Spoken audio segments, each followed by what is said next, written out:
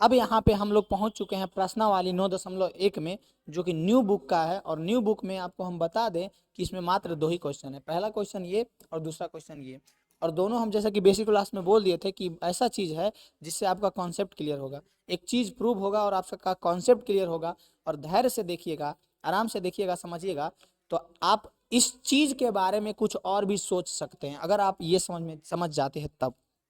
सबसे पहली चीज देखिए क्या है, कर रहा है, याद कीजिए। सबसे पहली बात तो आपको पता होगा कि जब दो वृत्त का त्रिज्या समान होता है, दो वृत्त का त्रिज्या समान होता है, तो वो दोनों आकृति, वो दोनों वृत्त सर्वांगसम कहलाती है। क्या कहलाती है? सर्वांगसम। जब दो वृत्त की त्रिज्या समान होती है तो वो दोनों वृत्त क्या कहलाती है? सर्वांगसम। तो यहाँ पे कह रहा है कि याद कीजिए कि दो वृत्त सर्वांगसम होते हैं। कब सर्वांगसम होते हैं? यदि उनके त्रिज्या क्या हो? बराबर हो। सिद्ध कीजिए कि सर्वांगसम वृत्तों की बराबर जीवाएं, सिद्ध करना है कि सर्वांगसम वृत्त अगर है उसकी बराबर जीवाएं जो होगी उनके केंद्रों पर बराबर कोण आंतरिक करेगी। मतलब कि तो इसमें क्वेश्चन में इतना कह दिया है कि ये दोनों वृत्त जो है सर्वांगसम है। क्या है? सर्वांगसम है। और इसकी त्रिज्या बराबर है, इसकी त्रिज्या बराबर है। और क्या कह दिया है? इसका जो ये है जीवा, ये वाला ए बी और पी क्यू दोनों बराबर है। दिख रहा है जी? हाँ, ए बी और पी क्यू जो आपको दिख रहा होगा, ए बी और पी क्यू, ये दोनों जीवा जो है ये दोनों क्या कह रहा है? बराबर है। ठीक है। और हम लोगों को कह रहा है प्रूव करने कि इसका आंतरिक कोण यानी ये वाला कोण और ये वाला कोण बराबर है, ये प्रूव करना है। सबसे पहली चीज दिया हुआ क्या है? दिया है, क्या क्या दिया है जो देखिए, दिया है दोनों का जीवा बराबर है, यानी ए बी जो है वो बराबर है पी क्यू के। पहली चीज, दोनों का त्रिज्या बराबर है, यानी एओ जो है पीओ के बराबर है और ओ बी जो है क्यूओ के बराबर है। समझ में आ रहा है? एओ जो है, एओ वो बराबर है पी ओ डैश के। इसका केंद्र O है और इसका केंद्र O डैश है। ठीक है। पीओ जो एओ जो है पी ओ डैश के बराबर है, बीओ जो है क्यू ओ डैश के बराबर है, बीओ जो है क्यू ओ डैश के बराबर है। ठीक है। इतना चीज आपको समझ में आ रहा है? इतना आपको समझ में आ रहा है? बिल्कुल आ रहा होगा। अब यहाँ से बस आपको एक चीज करना है। कौन सी चीज करना है? जो देखिए, अब यहाँ से आपको क्या करना है जो समझिएगा ध्यान से देखिए। अब आपको सबसे पहले एक त्रिभुज ये दिख रहा होगा, एक त्रिभुज ये दिख रहा होगा। अब हम पीछे वाला त्रिभुज वाला चैप्टर में सर्वांगसम जो पढ़ाए हैं 9th में, मतलब कि 40% चैप्टर में आपका सर्वांगसम का यूज है। तो आपको त्रिभुज का वीडियो अच्छा से देखना चाहिए और सर्वांगसम एकदम अच्छा से क्लियर होना चाहिए। समझ आ रहा है? क्योंकि उसी से सब कुछ है। अगर आप वो चैप्टर सर्वांगसम क्यों होता है, कैसे होता है, हाँ होता है, वो समझ जाते हैं, तो मानिए 40% सिलेबस 9th का आपका कंप्लीट है। समझ में आ रहा है? सर्वांगसम ही सर्वांगसम है। ठीक है। यहाँ पे हम लोग चलेंगे त्रिभुज ए ओ बी और पी ओ डैश क्यू में। त्रिभुज ए ओ बी एवं त्रिभुज पी ओ डैश बी में, पी ओ डैश बी में। ठीक है। कौन कौन सा त्रिभुज में चल रहे हैं? ए ओ बी और पी ओ डैश बी दोनों त्रिभुज में चल रहा है। ठीक है। त्रिभुज ए ओ बी एवं त्रिभुज पी ओ डैश बी दोनों में चल रहे हैं। ठीक है। दोनों त्रिभुज में। अब देखिए ए ओ बी में, ए ओ बी में ए बी जो है पी क्यू के बराबर है। ए बी जो है किसके बराबर है? पी क्यू के। पी ओ क्यू है, बी नहीं है। ठीक है। क्यू, ए बी जो है पी क्यू के बराबर है। फिर क्या है? एओ जो है पी ओ डैश के बराबर है। एओ जो है पी ओ डैश के बराबर है। दिया हुआ है सब, अभी पीछे समझा दिए। बीओ जो है क्यू ओ डैश के बराबर है। बीओ जो है क्यू ओ डैश के बराबर है। और अगर आप हमारा त्रिभुज वाला चैप्टर देखे होंगे, सर्वांगसम कैसे होता है ये चीज आप देखे होंगे, तो यहाँ से आपका क्लियर हो जाएगा कि साइड साइड साइड, जब कोई दो त्रिभुज का तीन साइड, जब कोई दो त्रिभुज का तीनों साइड बराबर हो तो फिर पूछना क्या है? सर्वांगसम होगा। त्रिभुज ए ओ बी जो है वो सर्वांगसम होगा त्रिभुज पी ओ डैश क्यू के। ठीक है। ए ओ बी जो है सर्वांगसम होगा पी ओ डैश क्यू के। ठीक है। कोई दिक्कत है यहाँ तक आपको? आपको कोई दिक्कत है यहाँ तक? नहीं दिक्कत होना चाहिए। ए ओ बी जो है पी ओ डैश क्यू के सर्वांगसम होगा। ठीक है। किसी प्रकार का दिक्कत आपको? कोई दिक्कत नहीं ना है? कोई दिक्कत नहीं ना है? कैसे दिक्कत हो सकता है? मेरे रहते हुए दिक्कत कैसे हो सकता है? बिल्कुल दिक्कत नहीं होगा। होगा दिक्कत? नहीं होगा दिक्कत। कोई कोई समस्या? अब देखो, अब इतना दिक्कत दिक्कत नहीं कर ले, समझ रहा है?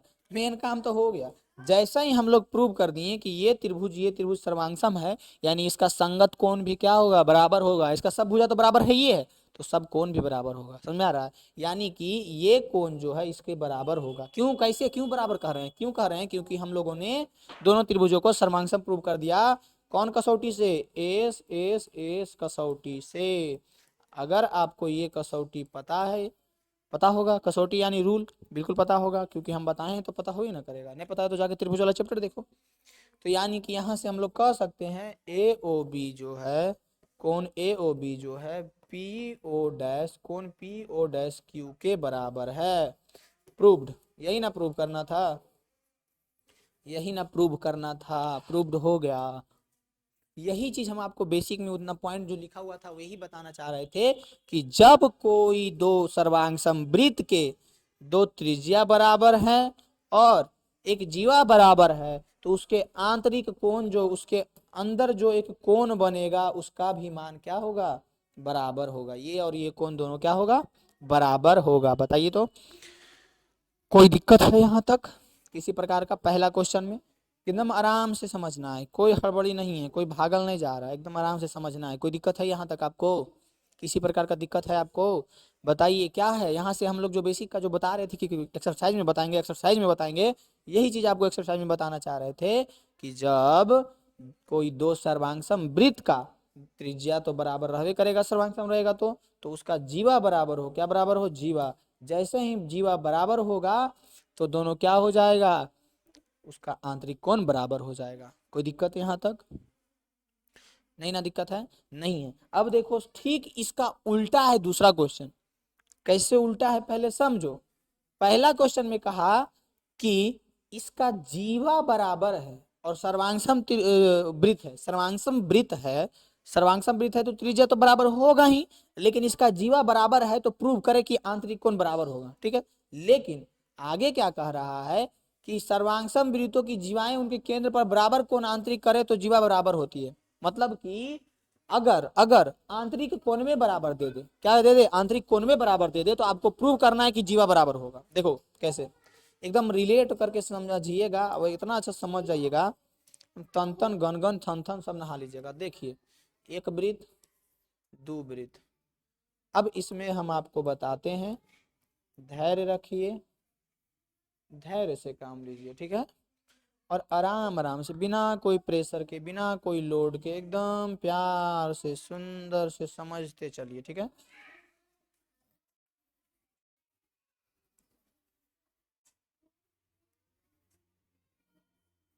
देखिए नाम रख देते हैं इसका O, O dash, A B, P Q. ठीक है, ये कर दिए। अब पीछे जो किए थे उसका उल्टा। पीछे क्या किए थे? पीछे क्वेश्चन में कहा था, क्या क्या दिया था, इसमें क्या क्या दिया है? इसमें दिया है एओ जो है बीओ के बराबर है, पीओ मतलब ये तो सेम है। एओ जो है बराबर है पीओ डैश के, और बीओ जो है बराबर है क्यू डैश के। ये तो सेम चीज इसमें भी दिया हुआ है, लेकिन पीछे दिया हुआ था कि जीवा जो है ना, ए बी जो है पी क्यू के बराबर है, और प्रूव करना था कि कौन में बराबर है। लेकिन अब कौन बराबर दे दिया है? क्या बराबर दे दिया है? कौन ए ओ बी जो है बराबर है P O dash B Q K. समझ में आ रहा है? कौन ए ओ बी। पढ़िए क्वेश्चन। सिद्ध कीजिए कि यदि सर्वांगसम वृत्तों की जीवाएं उनके केंद्र पर बराबर कोण बना है, उनके केंद्र पर कैसा कोण बना है? बराबर कोण। लिख दिए बराबर कोण बता, तो जीवाएं भी बराबर होती है। तो हम लोगों को प्रूव करना है कि जीवाएं भी बराबर होती है। बस अब अगर आपको सर्वांगसम प्रूव करने आता है तो ये भी चीज हमारा बहुत आसानी से हो जाएगा। देखिए, सबसे पहला काम हम लोग क्या करेंगे, चलेंगे त्रिभुज ए ओ बी एवं त्रिभुज पी ओ डैश क्यू में, ये दोनों त्रिभुज में हम लोगों को चलना है। ठीक है, तो त्रिभुज ए ओ बी में आप देखिएगा कि सबसे पहले तो एओ जो है वो बराबर है पीओ के। एओ जो है बराबर है पीओ के। बराबर है या नहीं है? है या नहीं है? उसके बाद ए ओ बी यानी ये वाला कोणमा बराबर है, यानी कि ये तो दिया है, सब तो दिया हुआ ही है, लिख दीजिएगा खुद से। कोण ए ओ बी जो है बराबर है कोण पी ओ डैश क्यू के, पी ओ डैश क्यू के बराबर है। दूसरा चीज, तीसरा चीज, बीओ जो है क्यू ओ डैश के बराबर है, बीओ जो है क्यू ओ डैश के बराबर है। अब देखिए एक रूल बताए थे, एक कसौटी बताए थे, S A S, side angle side, लेकिन एंगल बीच वाला होना चाहिए। देख लीजिए, दो गो साइड और उसके बीच वाला एंगल, उसके बीच वाला एंगल जब बराबर होता है तो हम लोग क्या कहते हैं, एस ए एस कसौटी से। कौन कसौटी से? एस ए एस कसौटी से। कौन कसौटी से? एस ए एस कसौटी से हम लोग कहते हैं कि त्रिभुज ए ओ बी सर्वांगसम है त्रिभुज पी ओ डैश क्यू के। किसके? पी ओ डैश क्यू के, ठीक है। ए ओ बी जो है सर्वांगसम है P O dash Q K. समझ में आया? यही दोनों चीज था पहला क्वेश्चन में, यही दोनों चीज आपको वृत्त के अंदर मेन रूप से, वो सब तो बच्चा वाला बात था, कुछ 10th वाला बात था, स्पर्श रेखा ये सब, लेकिन मेन जो है 9th में आपको ये चीज को एकदम जोर से पकड़ना है, दिमाग के अंदर डालना है और एकदम रखले रहना है।